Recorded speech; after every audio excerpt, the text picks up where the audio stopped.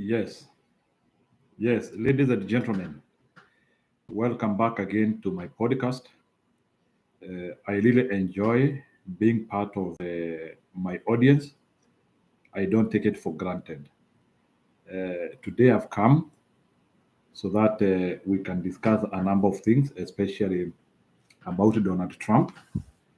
I want to show you people how it is possible to fight a winning campaign and you can deliver. So that is what I want to discuss now. As you were aware last week, Mr. Donald Trump was able to deliver a decisive win where he was able to become the US president who will be sworn in January 20. But today actually want to go slowly and show you people everything that happened everything that happened in 2016, 2020, and what happened this year, and why Donald Trump was able to win, and the reason why Americans love him. Because I think that that thing has not been discussed enough. The truth of the matter is that Donald Trump is loved by Americans. He has been able to carry blood America very well. And Donald Trump is the only civilian who has been able to prove that you can actually get power from the elites and you take it back to the people. So today I want to discuss a number of things which should be very encouraging to each one of us. And in fact, it should be a wake up call, and we understand that if Donald Trump was able to deliver presidency as a civilian, as somebody without a lot of political ground machinery, only by belief and trusting in what he believed in, coupled with good history, no one can become a president if you believe in your call. And we need to be saying this thing. Donald Trump is loved by Americans, and if you look at his romance, let me call it that way. If you look at the romance of Donald Trump and American people, you can see some romance which you cannot see it with other people. So I'm very happy to share some of these things, and people will stop attacking this guy or saying that this guy is a very bad man. And let's look at specific things. Today, I want to discuss four things about Donald Trump. I want to show people his entry in UFC today, and you people, you will be able to see how Donald Trump is able to connect with the people, something which cannot happen anywhere in this world. I will show you maps of how votes shifted and other things. So, welcome and keep subscribing to my channel. I hope my content is helpful to you. So, let's Donald Trump an entry to UFC. Let's go to Donald Trump. This is today in Madison Center, New York. You know, UFC is a postmodern fight where people and Donald Trump is an enthusiast of it. Let's watch what happened today.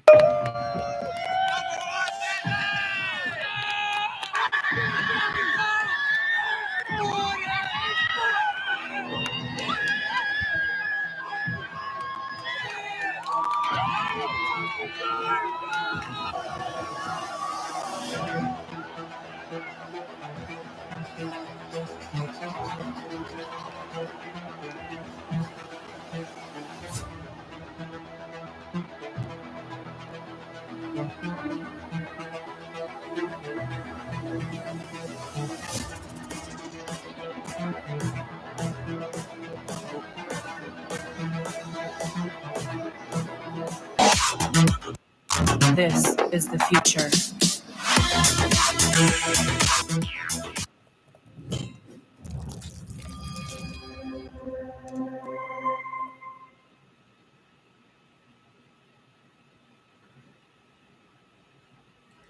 Yeah. So and actually, Donald Trump was there with people like Elon Musk. You could see him having a very good discussion with people there. And these are some of the things which we have to analyze, and we take keen interest of how this man is able to connect with people. Yeah, I still wanted to show. I wanted to show something which maybe people can enjoy more. I'm looking for it. because it is important. It is important for people to understand what we are saying when we are showing how Mr. Donald Trump is able to connect with the public.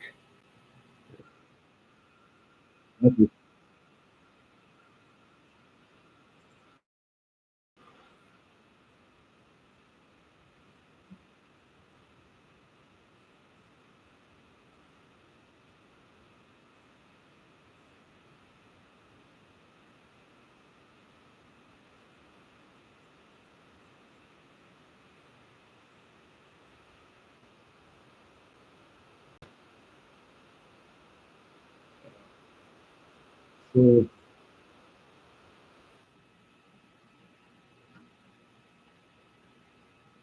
I wanted to share that TikTok because it is important. It's from somebody. So How strong that team is, making his way into the building. One of the bigger mixed martial arts fans I know, President Donald Trump, taking his octagon side seat for UFC 295. We got two title fights coming up at UFC 295 here in a matter of moments, live from Madison Square Garden. How strong that team is, making his way into the building. One of the bigger mixed martial arts fans I know, President Donald Trump, taking his octagon. anyway, you you can be able to relate with that. He is a very amiable person. He is somebody who is able to relate with people. I have never seen such a character in anyone. There is no any African president who can reach in this level of human interaction. And that is why I always say Donald Trump's story is unrepeatable. I do not think we will ever have another man in this human race. I always say this. Donald Trump is a civilian who got tired and decided to take things on his arms because he was just a rich billionaire in New York who got tired and they decided to buy properties around the US. Currently, he lives in Mar-a-Lago, one of the best Paris in the world, presidential style. It's actually a house which is sitting on 20 acres land and with all masterpieces of this world. So, and those are some of the things which he has been able to achieve within this life. I don't think in Kenya we have a house which can get close to what Mar-a-Lago is. Mar-a-Lago is class of opulence in this world. It's class of opulence. It's a White House class housing with over 128 rooms. People go there to enjoy with him. So it's a good place, and those are some of the things which he has been able to harness along his life. So that confirms that he's a hardworking man. Some of this property have not been given to him. Even when his father was dying, he did not leave all these properties to him. So I think he has worked very hard along the time, and he has been able to prove that it is possible to grow well. He started with some few millions from his father. I don't deny that. Maybe it could have been a lot of money during that time, but the truth of the matter is that he has worked very hard to convert millions into billions. Because currently, as we are aware, Donald Trump is worth close to $6 billion, especially after cashing his Truth Social. You remember in 2020 when there was a lot of censorship, and he decided to start his own media company, which is headed by David Nunes, who actually had to resign from Congress. I want to show people how royalty in Trump's looks like. People, it's like a Kenyan MP resigning to go and head somebody's company. I don't think it can happen that way. So people have this confidence that I can work for this guy. I can get out of I can get out of Congress to work for this guy. That is how Trump royalists are. And I think they have been able to monitor him and they have seen a man who is capable to transform things and transform issues. And the truth of the matter is that Donald Trump will be on a path of transforming America on the right path. It looks they have gotten it right. Donald Trump is that guy who wants to try any experiment, and some of his experiments actually works very good. Uh, as we will discuss them here, as you will see, some of even nominations which he is doing, he risks to give any type of person a job, things which a typical politician would not do because they feel like they need people who are extremely political correct. And that is why occasionally every country in the world they need disruptors.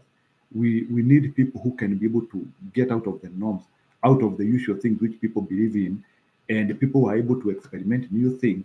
And out of that experimentation, some things turn to be good. So anyway, let's explore.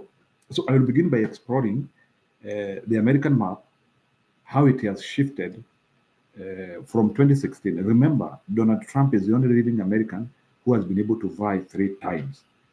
And as a believer, I believe those 3 elections, he won all of them. That's my belief.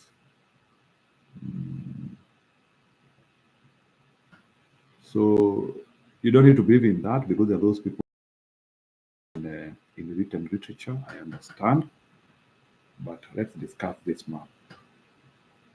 This map very is very important. So let's discuss this map. Let's discuss this map. This map is very good. Okay, good. I hope you can all see it. The map is very golden. We need to discuss it. So this is 2024. I will so it because in 2016 and now, Texas electoral colleges changed, California electoral college changed, and Florida electoral college changed, even Ohio. So there is an increase and decrease. So that's why, but he had 206 that time. So in 2016, Donald Trump won Pennsylvania, Michigan, Wisconsin. He won all of them other than Nevada. He won all of them other than Nevada.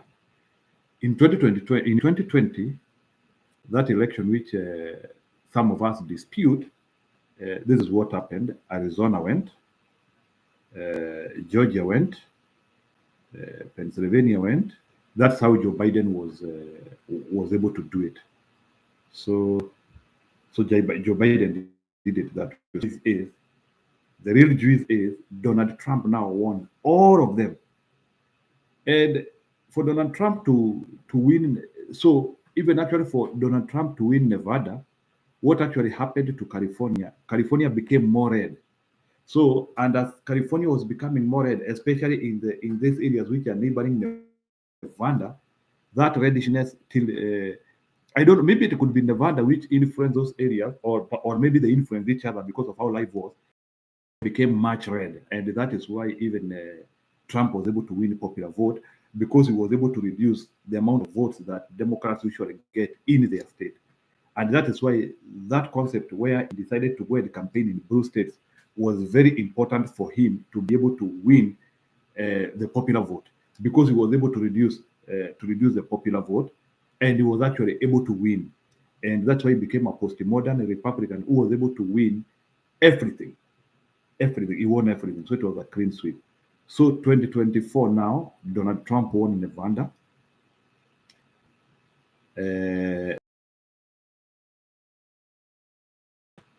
Then Pennsylvania came to our column, that is the Republican side.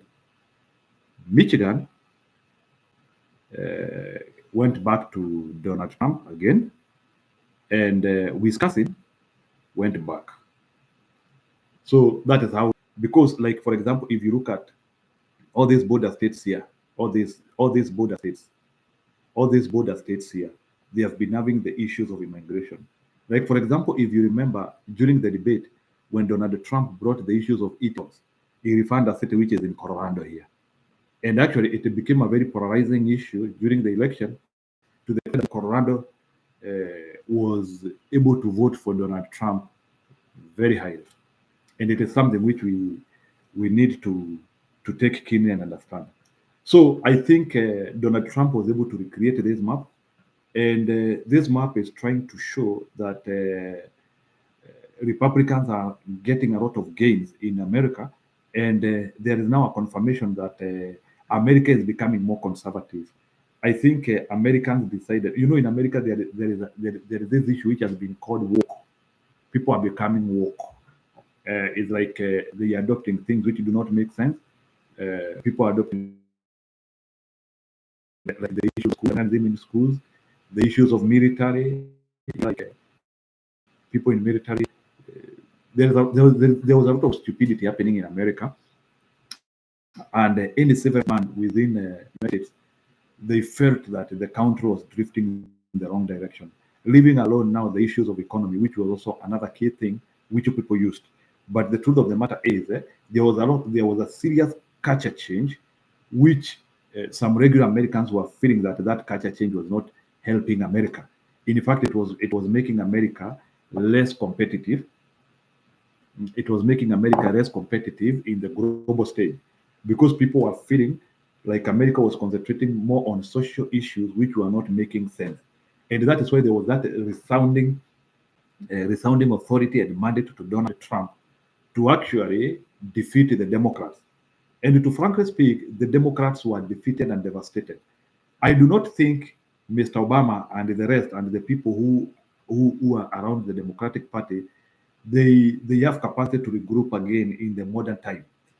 If actually they continue pushing the same ideologies which actually people rejected.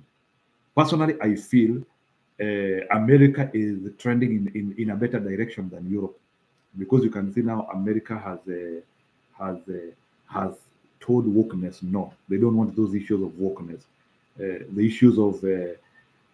issues of women, men participating in women's sports.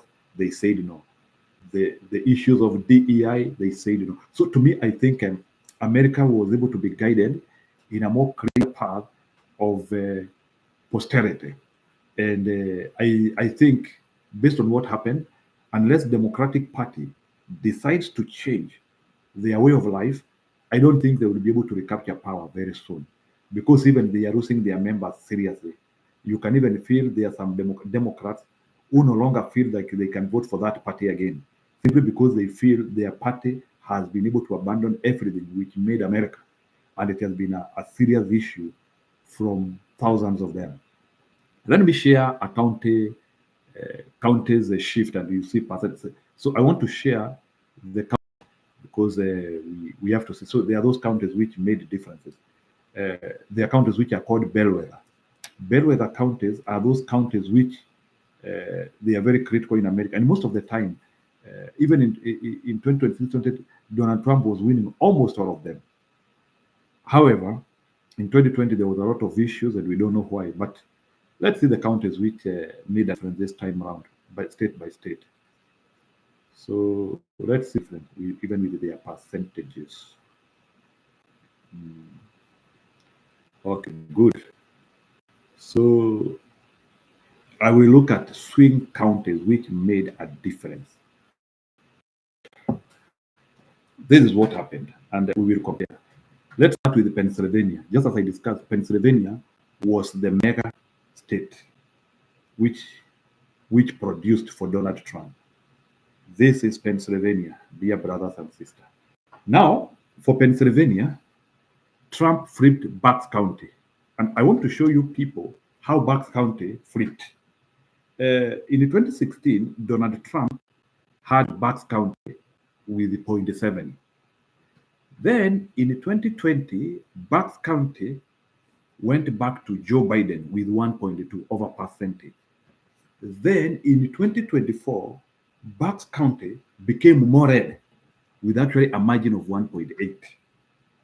And Bucks County is a huge county in Philadelphia suburbs. It has even been described there, which actually Democrats needed to flip that state. That state went away. So you can see like when even you compare Donald Trump performance in 2016 and 2024, it was even better. And if you look at the difference of 0.7 and 0.18, so these are some of the explanation we can say actually Donald Trump was able to win. Donald Trump was able to win the popular vote. because this is what happened. So this is the contribution why actually even the popular vote became better. So Pennsylvania, Bucks County went by 1.8. Let's go to Georgia. Georgia, you can see Harris held in line in Atlanta and even gained some grounds in counties around the states. But Trump overcame Democrats' power in and around the city by squeezing the margins in more rural parts. So that is what happened. Yes, Atlanta is a bit more Democrat, but even though Donald Trump was not able to perform better than 2016 in the rurals of Atlanta, but he was able to make them red. Because remember, the rurals in 2016 they voted for Donald Trump.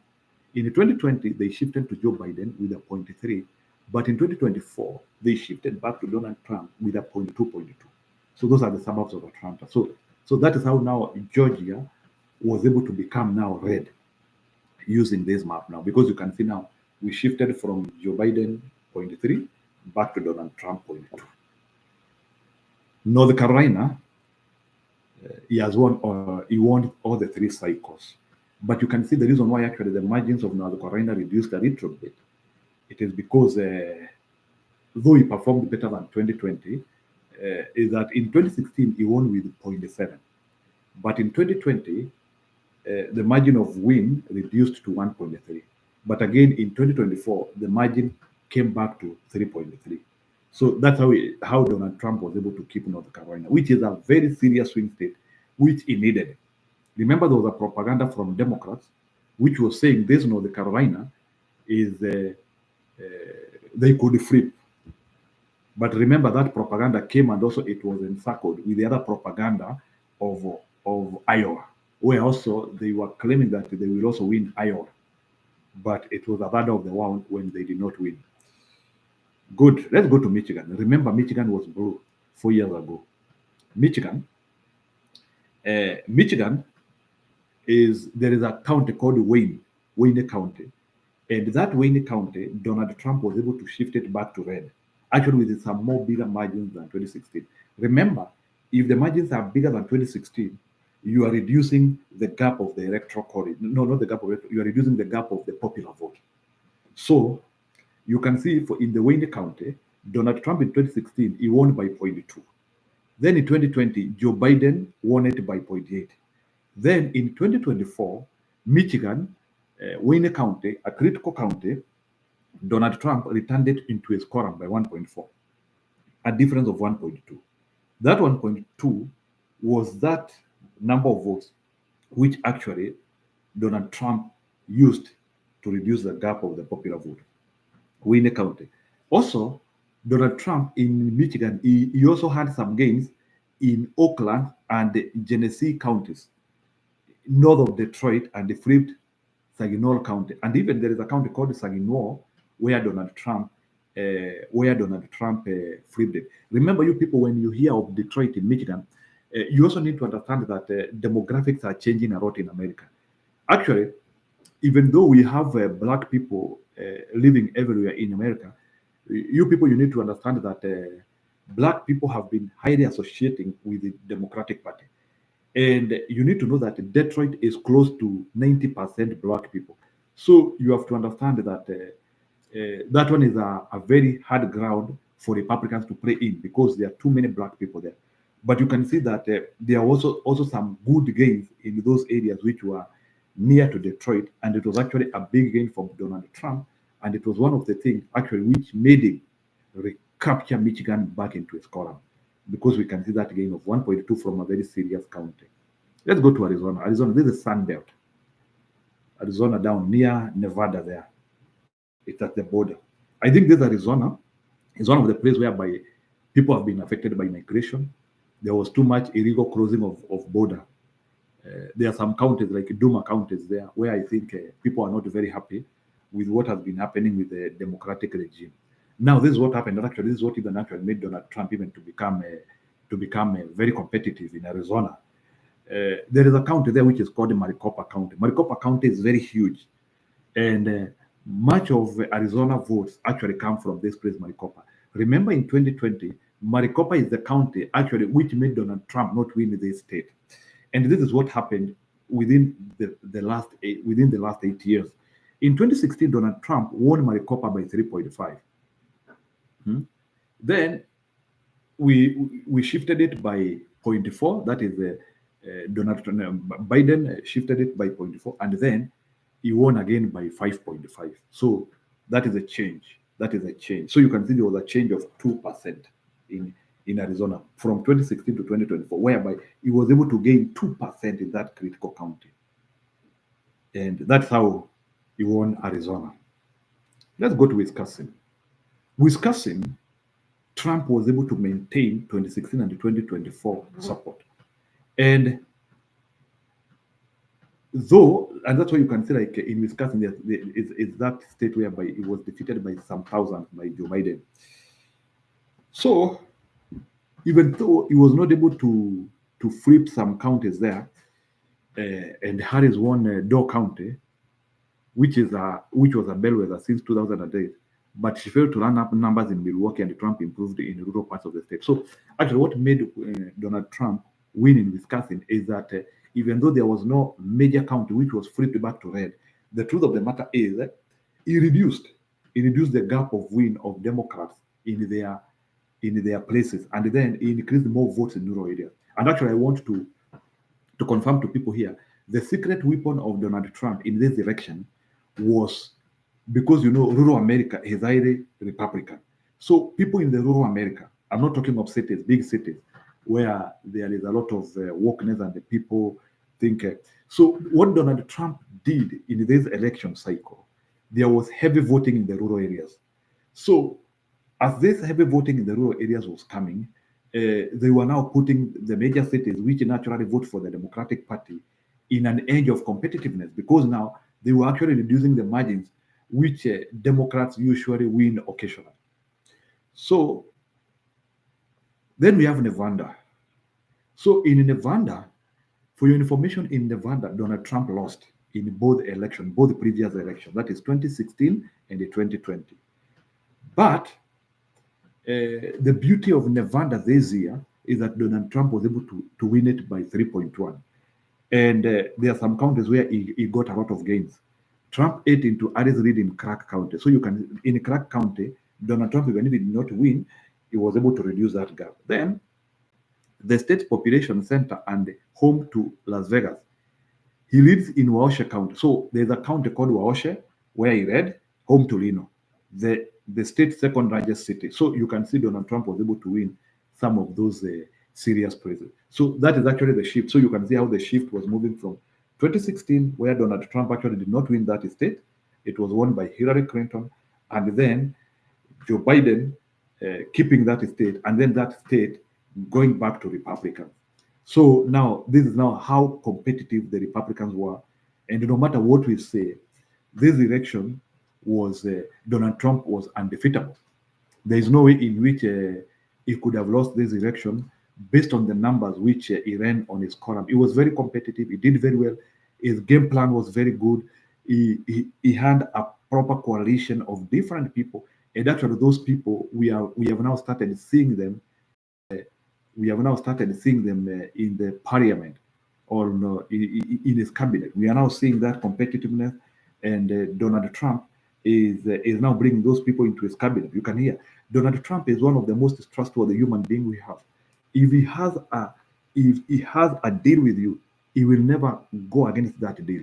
And there are so many people he has been having a deal with, and those people you will be able now to see them in his cabinet, and he is honoring them with everything that he discussed with them that time. And I will show you. For example, we are having Elon Musk and Vivek Ramaswamy. Their issue about wastages in the government have been very unequivocal. They have been saying that the government is having a lot of wastages. And there was a sit down of Mr. Donald Trump and Mr. Elon Musk, the richest man in the world, who they are having some good bromance, by the way. Even Donald Trump is complaining about Elon Musk. Even one of my friends was telling me today, Donald Trump is complaining that Elon Musk is not even living his Mar-a-Lago residence. He is just staying there. So they are having some good bromance, whereby they have been able to increase their relationship over time because of what they have been able to deliver together. And I think their ambitions and their visions align. So now Elon Musk has been appointed come January 2020, although he has even started recruiting. I'm seeing in the social media, there's a new department which Donald Trump, because Donald Trump is a truthful worker. He respects everybody. So Donald Trump has introduced a department which is called DOGE, Department of Government Efficiency. I have never heard this. I have never heard this one anywhere else in the world. Such things can only be done by Donald Trump, somebody who is able to innovate, and he does not fear to bring new things to test, and some of them actually happen to be very good. So, but there are some a number of picks who we need to listen to, and actually we understand what Mr. Donald what Mr. Donald Trump is trying to achieve with some of these politicians who he has who he is bringing into American politics, because we need to understand them. You can hear. I know you people. You have heard. How these people, and you can hear even the left wing, the way they are trying even to deparagize some of these people. But you can see some of the stands of these people in politics there before, even before they joined politics. These people were truthful. They were speaking the truth, and they have actually been doing a lot of things have been helping America. And I want to discuss those people now here. I want to discuss their character. I want to discuss what they are doing, with an aim of people understanding how Mr. Donald Trump cabinet looks like. Donald Trump promises oranges and he gives oranges. Donald Trump is the only man in the world who will never jump a deal, and that is why I like him. You know, sometimes people ask, why do people follow this man? But the reason why many people will follow Mr. Donald Trump is not a normal politician who will just who who who, who will just tell you something, and and he refuses to. So I'm looking for some of these nominees. I'm looking for some of these nominees so that you people, you can understand the type of people we are talking about. And there are some of them TVs. Okay, good. Though he says, like, I want to start with Pete Hegseth. He's called. Donald Trump has nominated him for. Donald Trump has nominated him for Secretary of Defense. But I want you people to hear what Hegseth, Pete, is called Pete. His name doesn't have an R to be called Peter. So I want you people, you hear Peter Hegseth, who has been nominated, and then you people, you can make your own judgment. Even though he believes that women should not be in frontline combat, which I think is a point of discussion. But the truth of the matter is that this man is doing a lot. He has a lot of thinking, whereby he believes that some of the military woke people need to lose their jobs, and I agree with him. So let me try to see. Let me see if this video of Peter Hegseth they can play. The transition of power and policy. It comes as Trump's new cabinet takes shape. ABC's Christiane Cordero goes over some of the more unexpected appointments. In the 1 week since becoming president-elect, Donald Trump is on a hiring spree, tapping Fox News host Pete Hegseth as Secretary of Defense. The Harvard-Princeton grad served in Iraq and Afghanistan. He's urged Trump to clean house at the Pentagon and says this about women in combat. I'm straight up just saying we should not have women in combat roles. It hasn't made us more effective, hasn't made us more lethal, has made fighting more complicated. Trump has also announced cabinet positions to help deliver his campaign promise of mass deportations, including so-called border czar Tom Homan and incoming. Yeah, so that is Peter Hegseth. I needed to play much of his videos, because there was a more extended video where he was talking about how he will sack all woke how he will sack all woke military leaders, which I agree with. So maybe that is one of them. So we have Peter Hesseg, very serious man. To me, I think is good. So there is also another guy who is really in the media all over because of his seriousness. He's very tough. His face looks serious, and he is now the nominee for the Bodazar. I think. Check this out. I'm going to show you how I afforded this car. Okay, you ready? So right, let's 100 listen to him. Well, Democrats are all. So this is Tom Homan. Very good, very fine. Already preparing to push back on former President Trump's planned migrant deportation program. Massachusetts Governor Maura Healey is already declaring that her state will not comply. If the Trump administration requests it, would the Massachusetts State Police... And by the way, these are some of the things which are making Democrats lose power.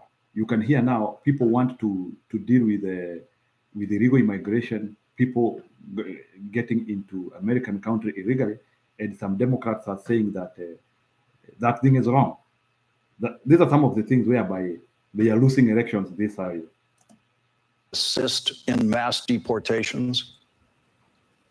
No, absolutely not. Every tool in the toolbox has got to be used to protect our citizens, to protect our residents, and protect our states, and certainly to hold the line on democracy and the rule of law.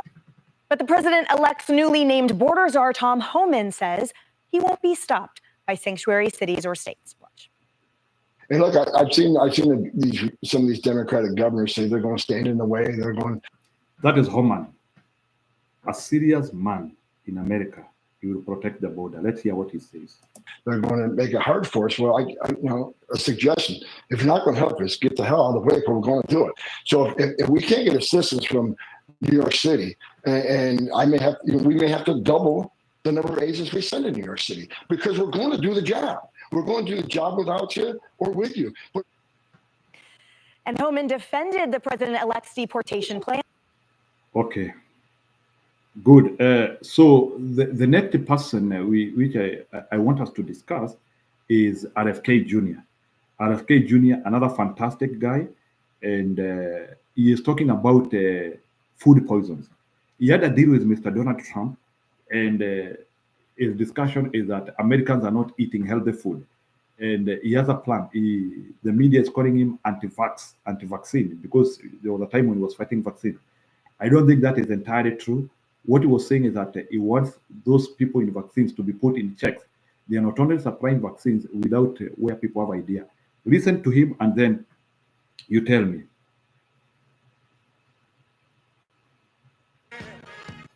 During a victory lap type speech at Mar-a-Lago last night, President-elect Donald Trump touted a campaign promise fulfilled: the nomination of Robert F. Kennedy Jr. to lead the Department of Health and Human Services. He wants to make people healthy. If confirmed, Kennedy would oversee one of the biggest departments in the government, which includes the CDC, the FDA.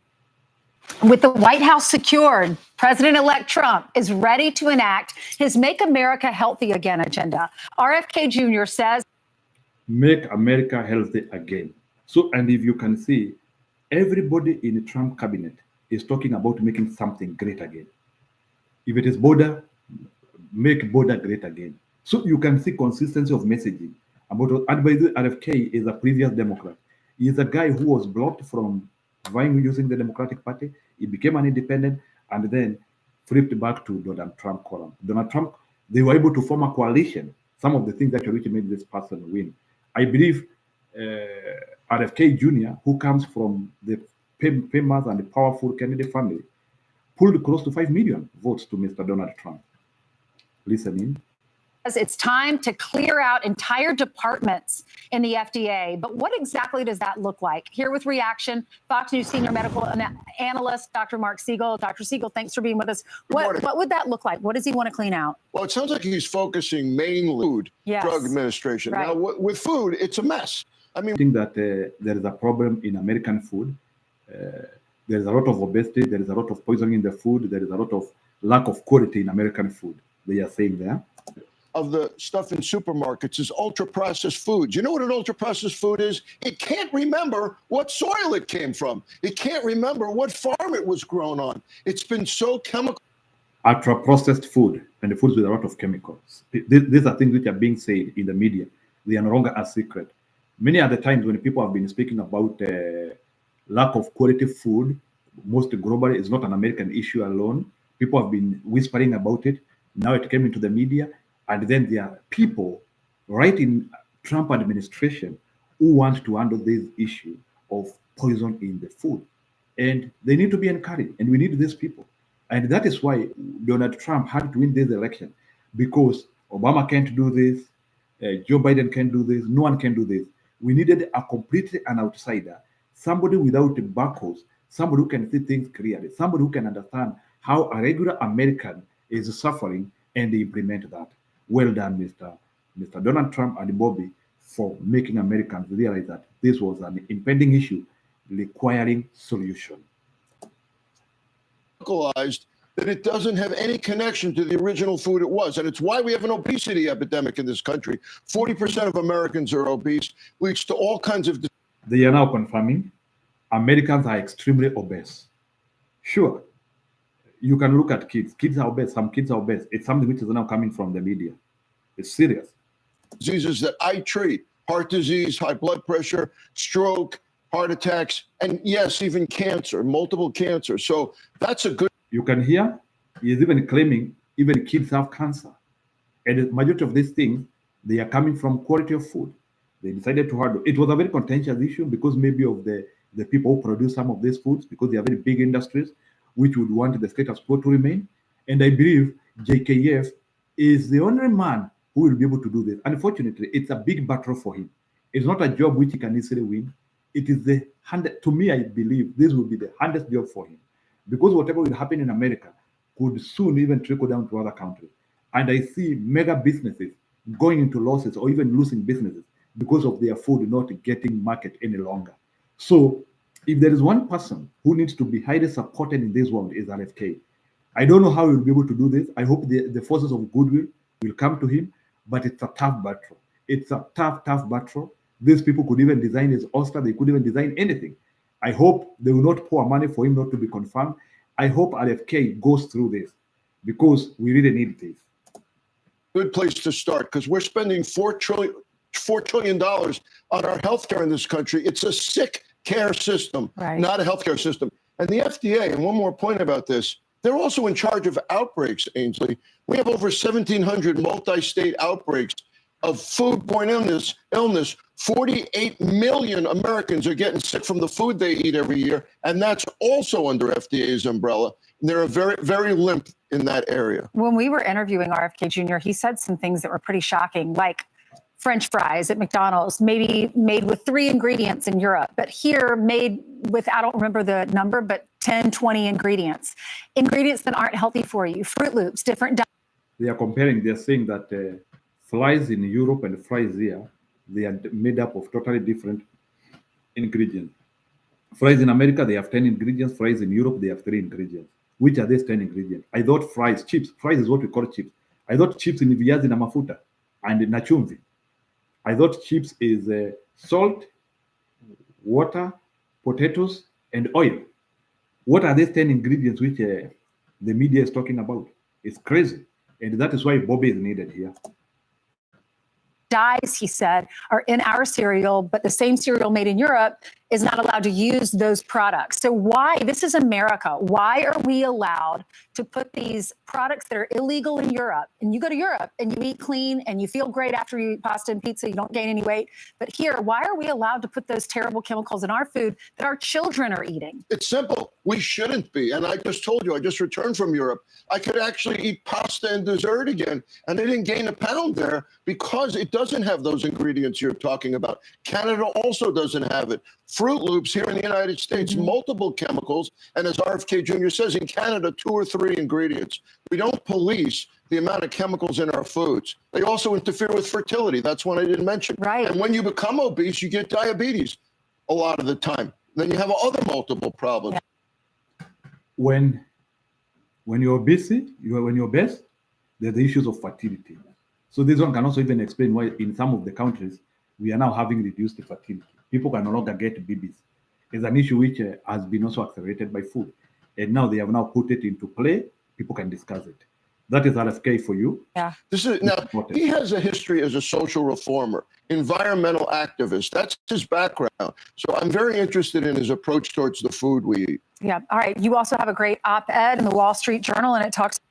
Okay, thank you. That was a person, RFK. Good candidate if he has courage to talk about that. We also have Tulsi Gabbard, who has been nominated as and he is an Asian origin woman, Hindu. Yes, she's a woman. Those people who say Donald Trump hate women, and you can see like she is really good. They talk with Donald Trump a lot. So she disagreed with she disagreed with a lot of Democrats during her time, and she is really a wonderful person. So there are a number of things which her stand. She is anti-war, and there are many speeches of her which you can follow. Long time ago, and one of her video where she's talking about America doesn't need more wars. America needs to relax, and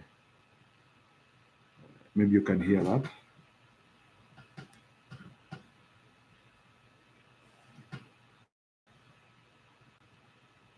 Are you looking to establish your business using an address other than your home? Well, at iPostal One.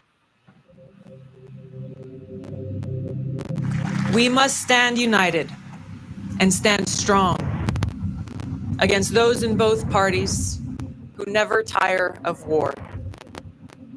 Neocons and neolibs who drag us from one regime change war to the next and who are exacerbating the new Cold War, pushing us to the brink of nuclear war. We deserve better. Our country deserves better.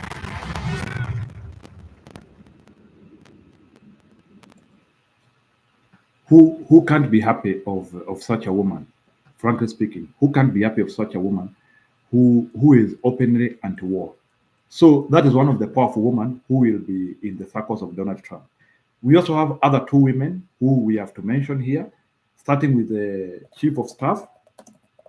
We have chief of staff, a powerful woman. She's called Susie Wiles. She was the one who was moderating Donald Trump campaign, and she will be the first woman, by the way, to play in that role. So you can also. She doesn't talk much.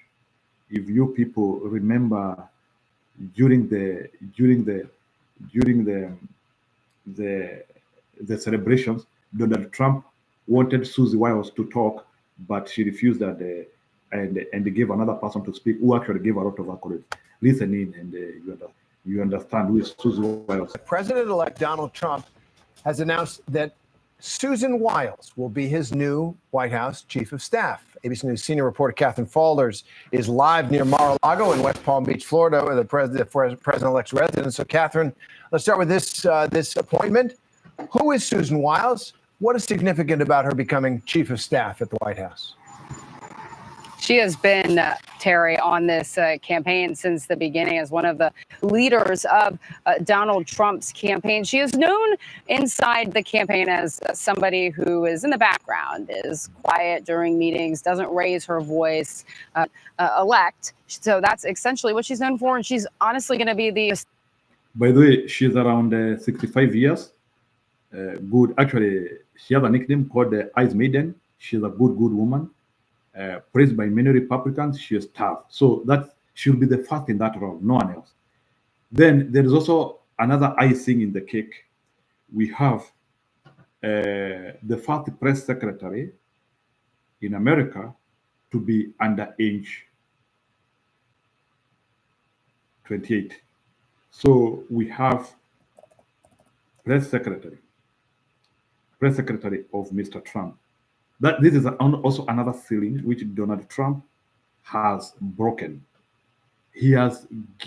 Let me tell you, and by the way, even when we are analyzing these things, at 27 years old, Kenyan, I don't think there is any serious role in the government he could be given. But we are now having the first millennium, because I think I think this one is not millennium. I think she's a Gen Z. We now have the first Gen Z as a press secretary, smart woman, as she's being described by many, powerful. So let's see her. Streamlined. So right now, the new Trump administration is his latest pick is Caroline Leavitt as the White House. Can you imagine? That is a woman who has been nominated as a press secretary, 27 years old. Can you imagine Mr. Donald Trump having confidence in such a woman to end the press of the greatest country in the world?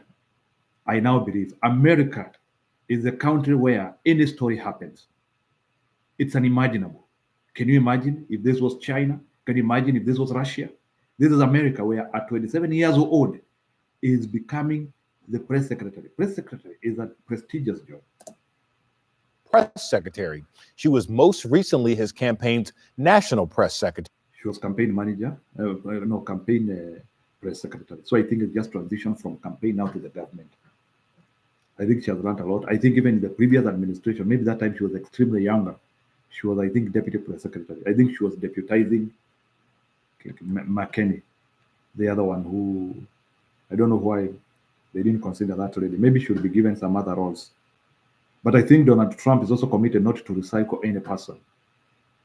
Majority of people who worked in Trump 1.0, I'm not seeing them in Trump 2.0.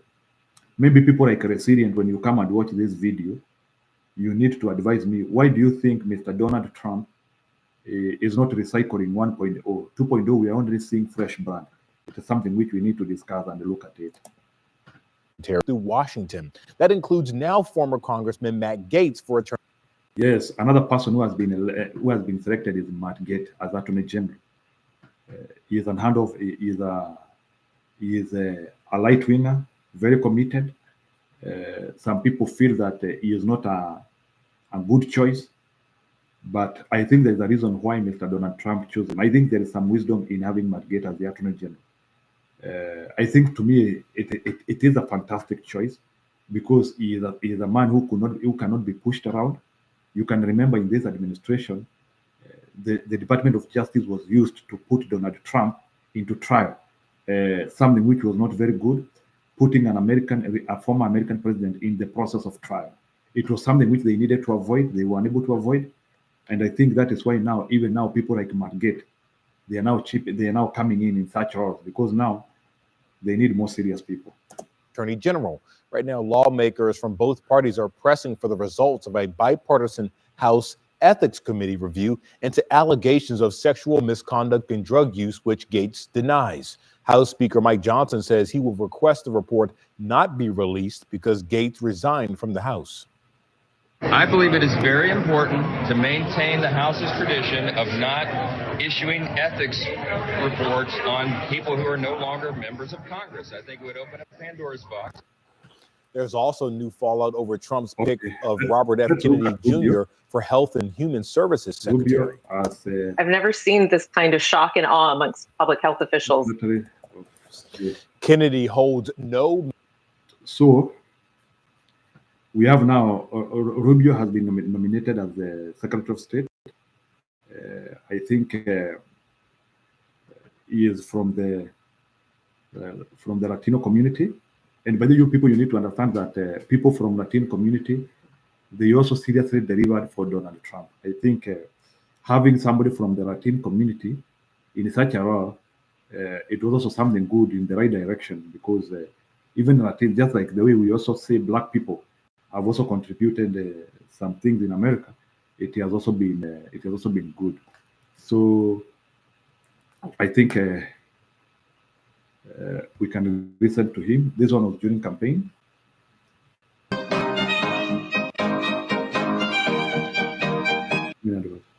New here at 11, President-elect Donald Trump has named former Arkansas Governor Mike Huckabee as his nominee for ambassador to Israel. Now, Trump will also even nominate Israel, Florida Senator Marco.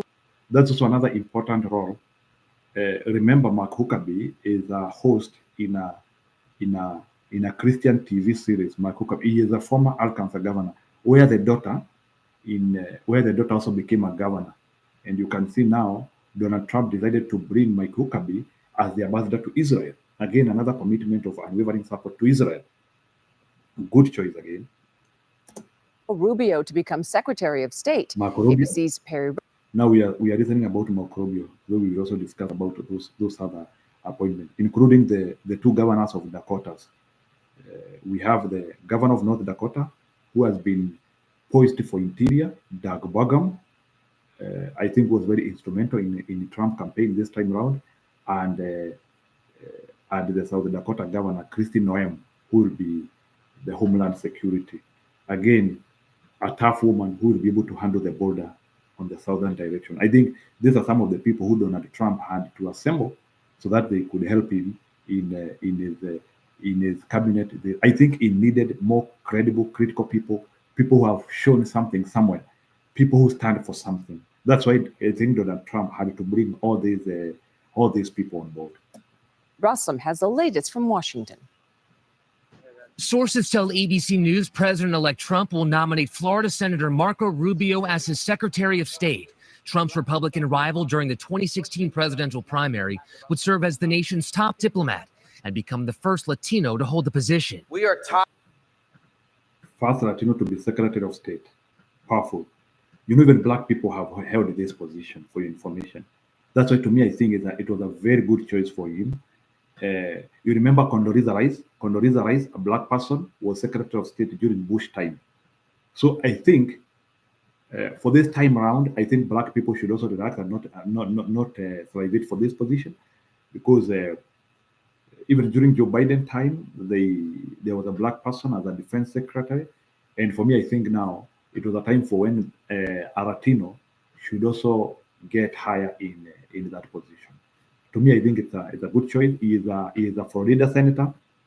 I hope they will be able to get an equal representation. I think now Florida has become a very serious state for Donald Trump, especially when it has now been able to become a red state now. Remember, Florida used to be a swing state a long time ago when the Republicans were not serious in elections. During the time of Bush, it used to be a swing state.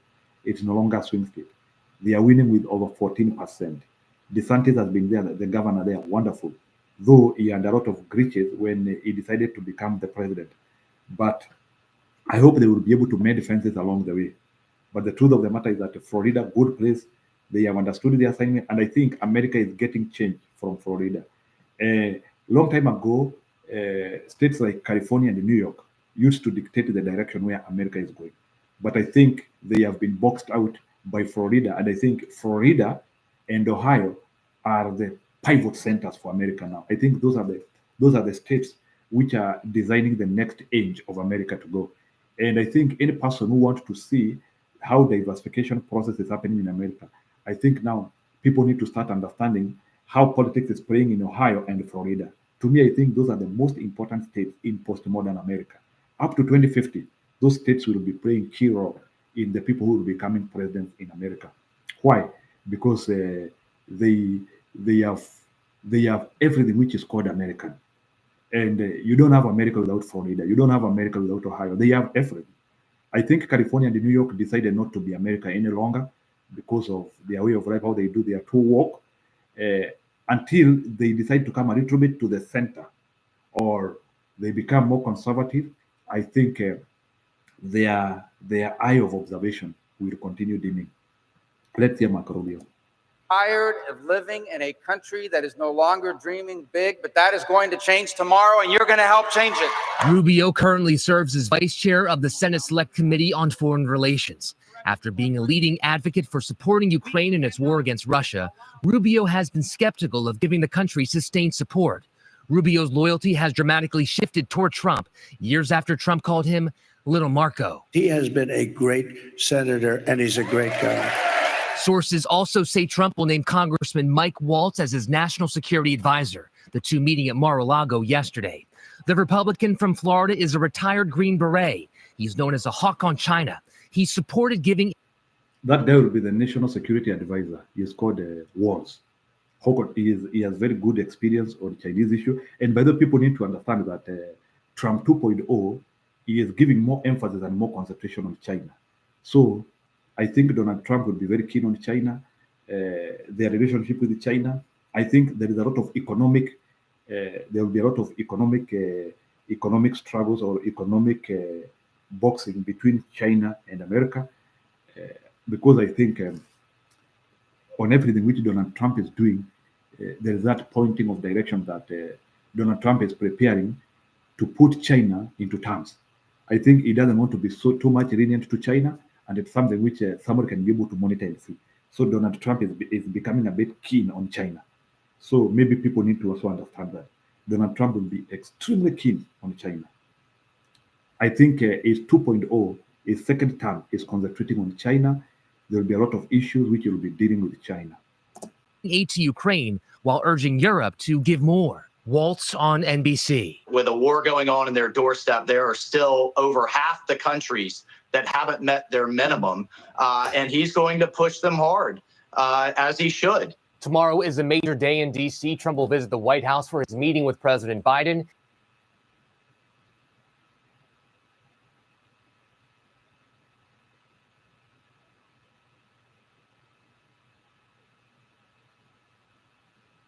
Okay. Another pick is this one, Kristi Noem. We just heard word that, yes, the president has just announced that Kristi Noem, the governor, of course, Governor Kristi Noem, will be his DHS secretary pick. Jason, how great is that? How great is that news? Some people wanted.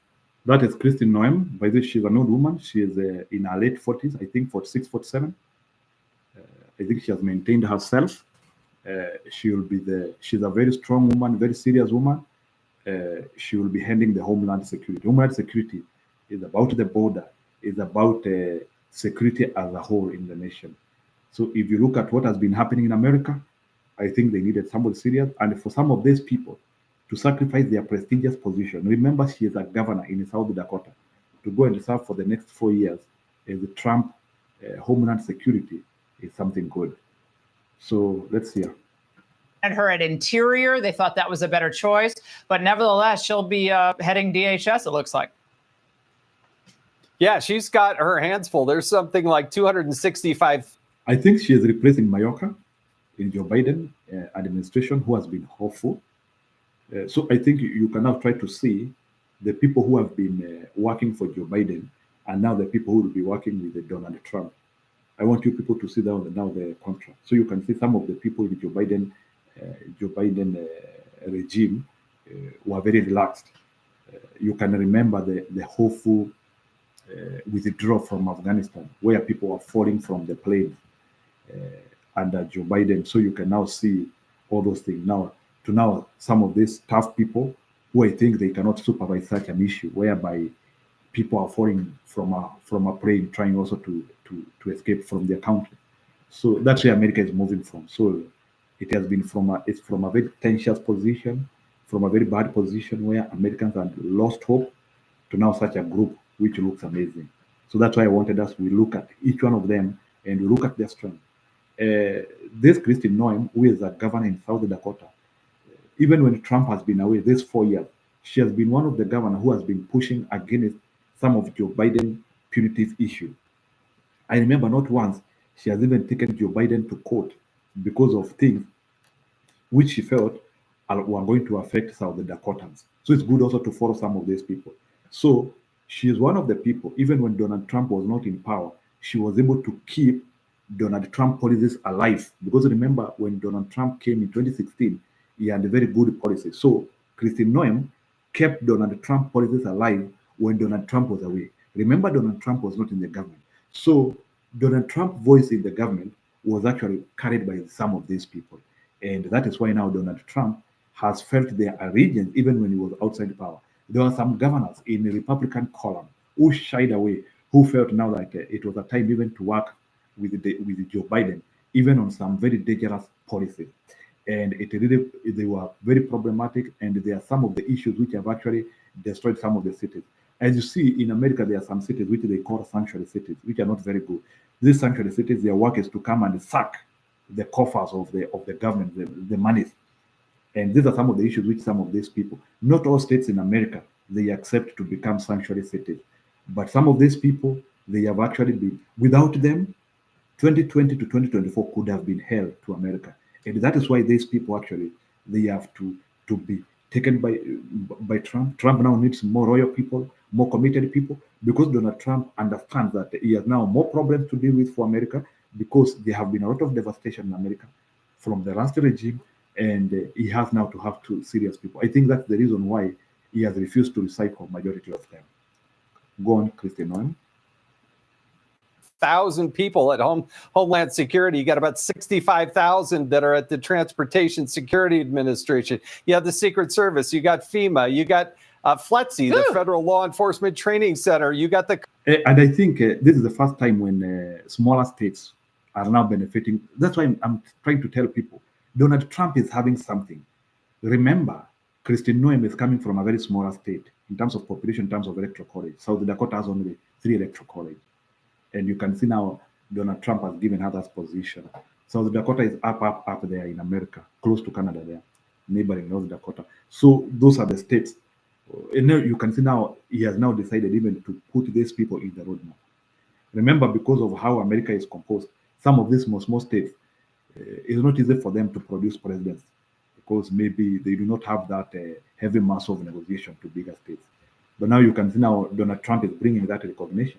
Maybe in the future, states like North Dakota or South Dakota could see themselves also even having a president or even a vice president, instead of always these positions being done from, maybe you have to be from a swing state, or you have from a heavy Democrat or Republican state. I think it's also a good exposure to this smaller state to tell them that if you stay on course and you support what you believe in, something could happen in the future, and you become part of the bigger picture. So it's very golden to see governors from very small states being considered in Trump administration. And that's why we need to, and that's why he is called Donald Trump. He's called Donald Trump because he can try all these experiments, which are very nice. Experiments which a nice person as media want to describe them, they cannot try. People want to be political correct, they cannot try, because they think that they will be questioned too much. And that's why it is Donald Trump. Coast Guard, you got the Secret Service, and well, then of course you got the border issues. We got to roll. So she has her hands full. Great breaking news. Thanks for hanging with us. Hey, Sean Hannity here. Hey, click here to subscribe to Fox News YouTube page and catch our hottest interviews and most compelling analysis. We have Doug Burgum. Doug Burgum. I don't have a lot of information about him, but he is also a serious man. He is a tech billionaire. He created an accounting software. I don't remember its name, but the way I heard him is that he has created a software which he sold, and that's why he got his money. So, but he has been North Dakota governor for long. So let's see about him. But he will be the interior. Paying your bills on time raises your credit score, right? Wrong. In fact, this is one of the 3. It's not going to happen here. We're gonna make it a much different place. We're going to slash energy costs. We're going to get your energy bills in half, and that's going to bring down the costs, generally speaking. And we're going to have a whole new. We have a big announcement, and I won't tell you the name of his the exact name. I think he's an incredible person. Got an unbelievably wonderful wife named Catherine. So I won't tell you his name. Might be something like Burgum. He's from North Dakota. Yeah, that's how Trump announced him, Doug Burgum. I think North Dakota is very rich in oil. I understand that. I know the state very well. And I think during Joe Biden regime, they had started to scale down on the issues of exploitation of oil.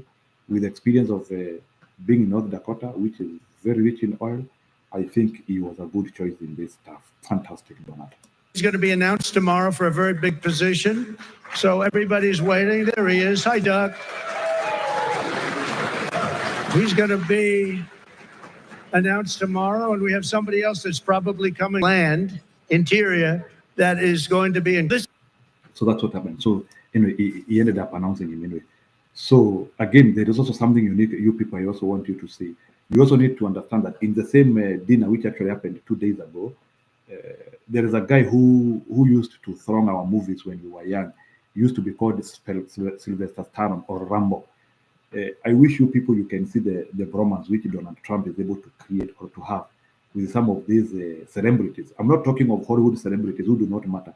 Hollywood celebrities who their work is to cash in big checks and they have not worked for them.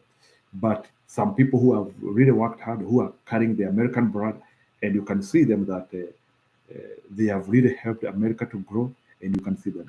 So you people, I know many of you have watched the Rambo in movies, like there is Rambo 1, Rambo 2. Personally, I used to like Rambo too much until I saw him welcoming Donald Trump somewhere. Spanish lessons, no question about it. That is Rambo. You can even hear his voice. That is Rambo. Sylvester Stallone, movie star. You can hear. I think you can relate to that voice with what even you hear him in the movies. You can remember when he is even fighting with a gun and throwing knives and killing Majangiri. Right away. We're rolling tomorrow. I'm very, very proud. That is Sylvester Stallone in American First. This is immediately after Trump won. Maybe they were supporting Donald Trump in the underground. That's why Donald Trump movement was very serious. Now people have started coming up. People who made him win. This is one of them, Sylvester Stallone. The groundwork, the ground game was good, and I think that is why even the Democrats felt that they couldn't be able to handle that quick. It was too much. The train was too much. Everybody in the ground was supporting this man. You can see them now; they're coming up. This is Sylvester Stallone, Rambo. To be here, I didn't expect this, but I'll just keep it short and sweet because there's no such a thing. In fact, it was a great honor for Rambo to be given such an event, to actually even be the man who would welcome Mr. Donald Trump. It's a serious, serious honor, not a joke. Remember also Donald Trump also has a lot of bromance with the wrestling owner, McMahon. If you have watched his videos, those are some of the things which they do together also. So at least I think he likes this celebrity world. He likes associating with the celebrities who are serious. I don't think he wants to associate with the celebrities who are participating in illegal businesses like trafficking and other things. Good celebrities. And that is why Donald Trump needs to be celebrated. And by the way, everyone, each one of us, whether you are from Africa, Asia, or where, we need to learn from this man. I think this man has changed the world of politics in a way in which we cannot understand it long. We can understand it for so long. Why? Because he came, he got tired of the system, he decided that he can make a difference, and he did it. And you can now see now Donald Trump is actually starting to show people it is possible to come from anywhere, and you can actually become a president. He has done it 2 times, and he has done it very effectively, and actually silencing systems, some of the systems which I don't think they could be carried anywhere in the world. He is the only person who has been able to do that. I think he is the greatest history maker in American history. I don't think there will be any other person to do that. Maybe they are there. Always people learn. Even if there will be another person who will come and they will do what Donald Trump has done, he will really have to be a very amazing man. I'm not saying that that man could not come in future, but whatever Donald Trump has been able to accomplish, been able to do, to go through, that resilience is something which need to be recognized by everybody. And for me, I think it is a very, very serious thing. I like it. I feel encouraged.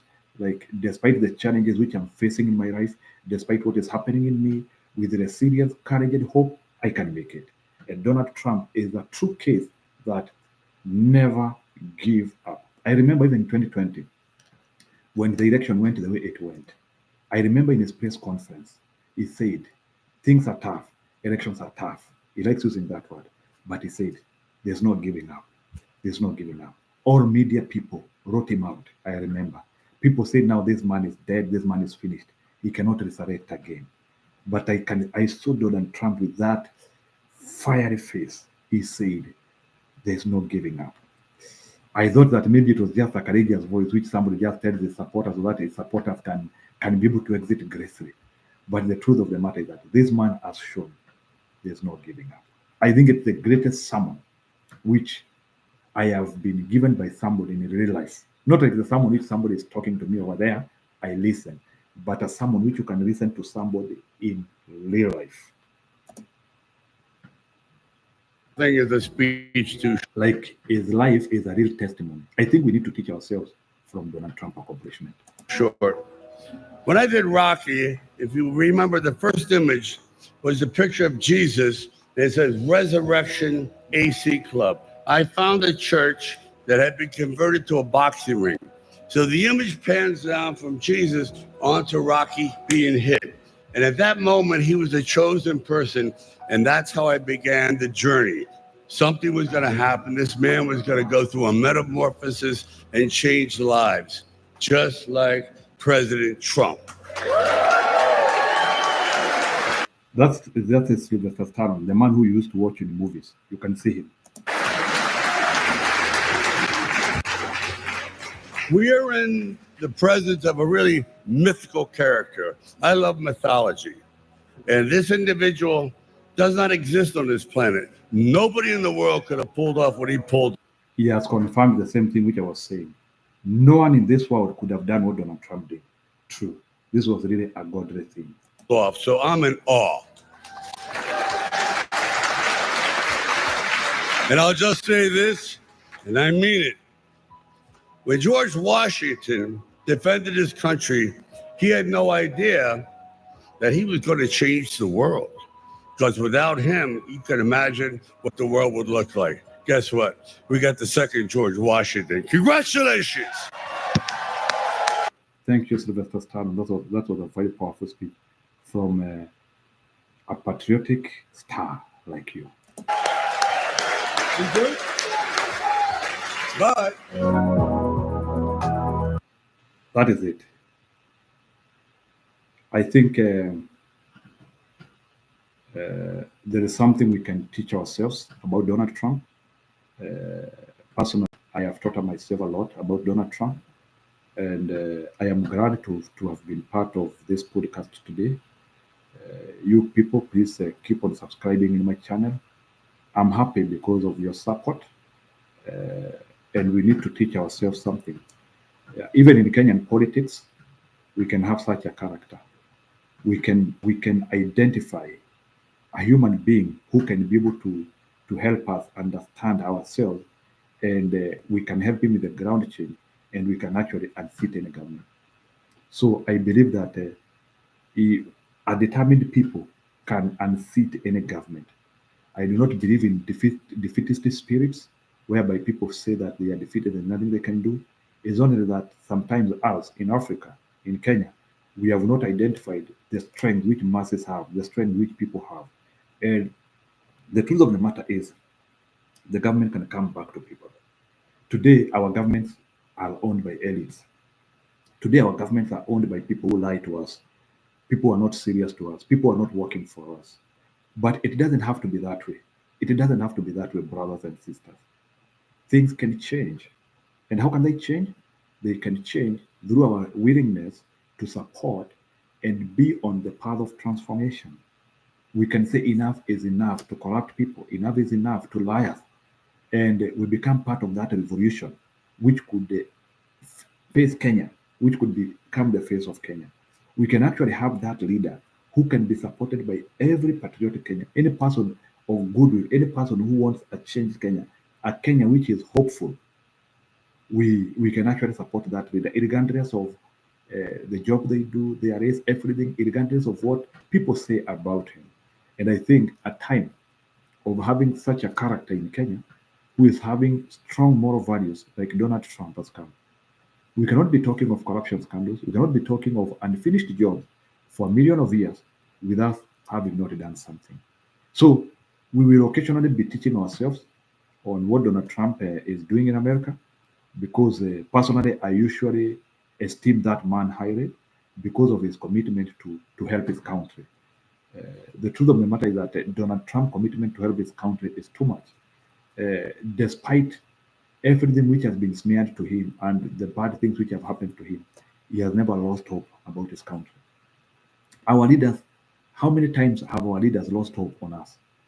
Sometimes they say now it is too tough for us. We have to join the government so that we can go and lead, and they come later.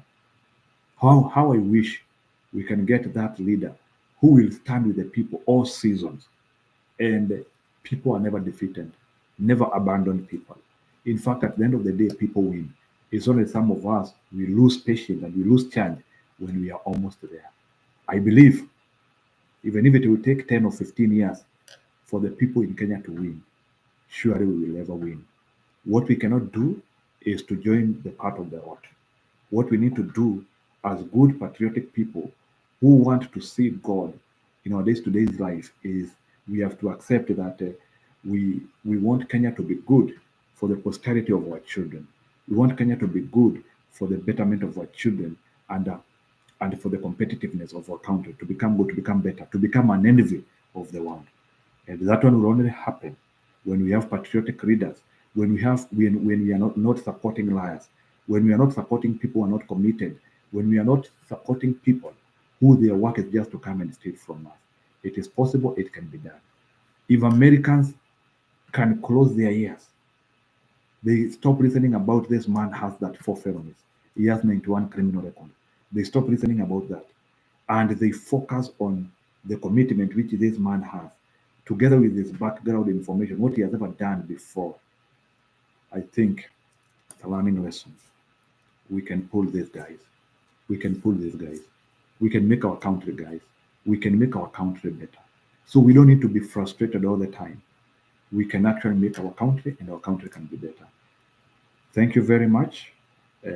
I will be making more videos like this one about Donald Trump and how his regime is going, so as a purpose of us running. So I will also momentarily also come to entirely cover about the Mar-a-Lago, because I like that property. I want people to understand that property. So my next video will be about Mar-a-Lago. So because it's a White House style residence where Mr. Donald Trump has been living, both when he was a president and not the president.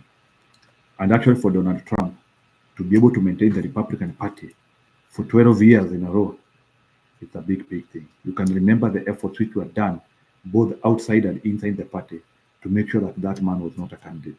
How he was able to resolve it through the support of people, the grassroots. It shows that there is something which people can see. And I think Americans have seen something in that man. And I think for the posterity and prosperity of their country, they decided that that was the right man at that time. Till we meet next again, continue sharing my videos with your friends, with your networks. We will meet again. We will also be exploring other patriotic leaders in the world, because we want to see the strides which people are making. For instance, we are having a very wonderful president in Argentina. I will come here to cover him. He is being invited, especially even in America. He gave a very powerful speech, anti-socialism speech. We need to be listening to such people. So I will also come with a story about Mireille, with the purpose of us teaching ourselves something. So keep sharing my videos, keep talking with the people. I appreciate you are my strength. I'm your strength. We can build a strong country. We can build a strong Kenya. We don't need to give up on our country. That is the last thing we can do. We cannot give up on our country. Our country belongs to us. Our country does not belong to the leaders who have decided to be bought by the president. Our country belongs to us, and we can actually decide what that country becomes. A patriotic man will come. All what we need to do is, let's prepare our hearts that when that patriotic man comes, we will be able to see the signs of the time, and we will actually support that man. Till we meet again, have a good day, have a good night. Thank you. Thank you. Thank you.